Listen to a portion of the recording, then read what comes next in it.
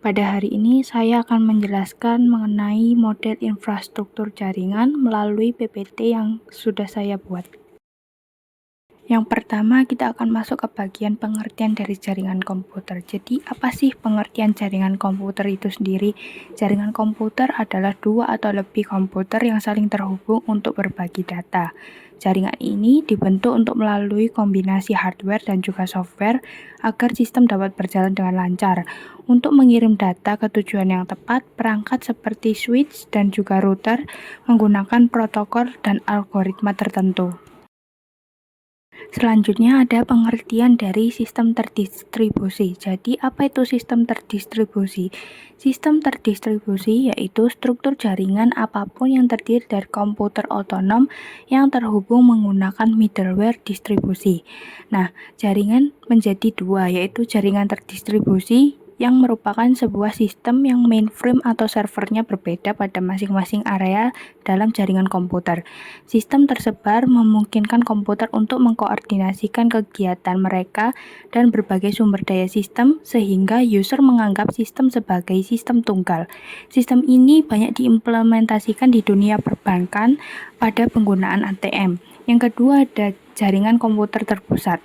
Sistem terpusat adalah sistem di mana seluruh data yang diolah diletakkan pada satu mainframe atau server sebagai pusatnya, sedangkan komputer terminal hanya berfungsi untuk input atau output data saja. Jaringan berdasarkan cakupannya dibagi menjadi 4. Yang pertama ada Local Area Network atau LAN, jaringan yang menghubungkan perangkat dalam area terbatas seperti rumah, kantor, dan juga sekolah. Yang kedua ada Metropolitan Area Network atau MAN. Jaringan ini mencakup wilayah geografis yang lebih luas seperti kota atau kawasan industri. Yang ketiga ada Wide Area Network atau WAN. Jaringan yang menghubungkan perangkat komputer yang berjauhan secara geografis. Yang terakhir ada Personal Area Network atau PAN. Jaringan yang menghubungkan perangkat dalam jarak yang sangat dekat seperti antar laptop atau smartphone. Jaringan berdasarkan aksesnya, jadi dibagi menjadi dua bagian, yaitu jaringan internet dan juga jaringan intranet. Jaringan internet sendiri memiliki pengertian yaitu jaringan global yang menghubungkan jutaan perangkat di seluruh dunia sehingga memungkinkan pertukaran informasi secara tepat dan juga mudah. Internet juga memungkinkan kita untuk mengakses berbagai macam informasi, berkomunikasi, serta menjalankan berbagai layanan digital.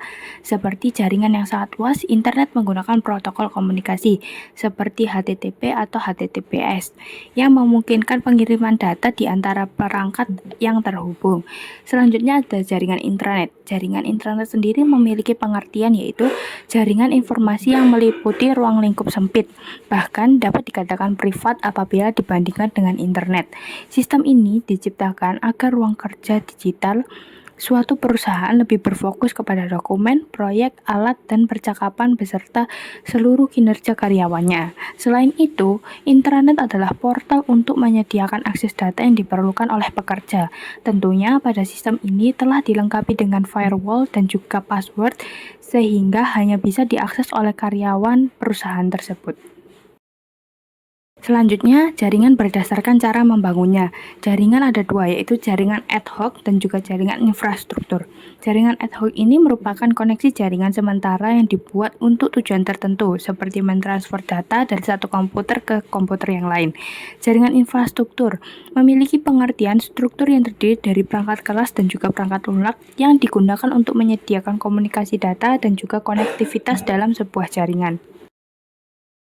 Jaringan berdasarkan penggunaan kabel ada dua, yaitu jaringan berkabel atau wired network dan jaringan nirkabel atau yang sering dikenal dengan wireless network. Jaringan berkabel memiliki pengertian bahwa perangkat keras yang mempunyai bentuk kabel memanjang dan memiliki kegunaan sebagai koneksi jaringan. Kabel untuk jaringan secara fungsi hanya untuk koneksi jaringan saja, tidak dapat untuk kegunaan lainnya seperti contoh aliran listrik. Kemudian, jaringan nirkabel memiliki pengertian bahwa teknologi yang dapat menghubungkan dua atau lebih perangkat saling berkomunikasi dan bertukar data tanpa menggunakan kabel fisik. Artinya, dengan penggunaan jaringan nirkabel ini kita bisa saling terhubung meski jauh dari router. Kemudian ada jaringan berdasarkan siarannya, dibagi menjadi 3 bagian, yaitu yang pertama ada unicast, merupakan transmisi jaringan one-to-one. Sesuai dengan namanya, aliran data unicast hanya menghubungkan komputer tunggal dengan sistem yang dijadikan sebagai host dan perangkat sistem komputer lainnya sebagai tujuan.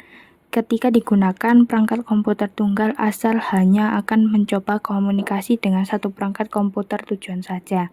Selanjutnya ada multicast.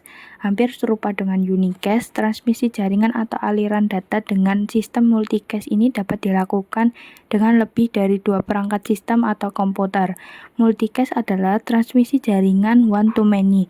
Dengan menggunakan transmisi jaringan multicast dimaksudkan agar dapat mengirimkan data dan informasi kepada banyak komputer atau sistem tujuan, dengan tidak semua sebagai host. Multicast diperlukan dalam kondisi-kondisi tertentu saja, seperti ketika beberapa komputer dalam grup ingin menerima transmisi tersebut. Salah satu contohnya adalah streaming video atau audio.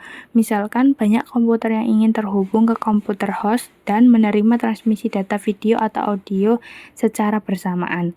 Yang terakhir adalah broadcast. Broadcast ini merupakan transmisi jaringan one-to-all. Transmisi jaringan dengan sistem broadcast ini dapat dilakukan dengan banyak sekali penerima atau perangkat sistem tujuan. Akan tetapi, sistem transmisi broadcast cenderung membuat resource. Sekian materi dari saya mengenai model infrastruktur jaringan. Sampai ketemu di materi selanjutnya.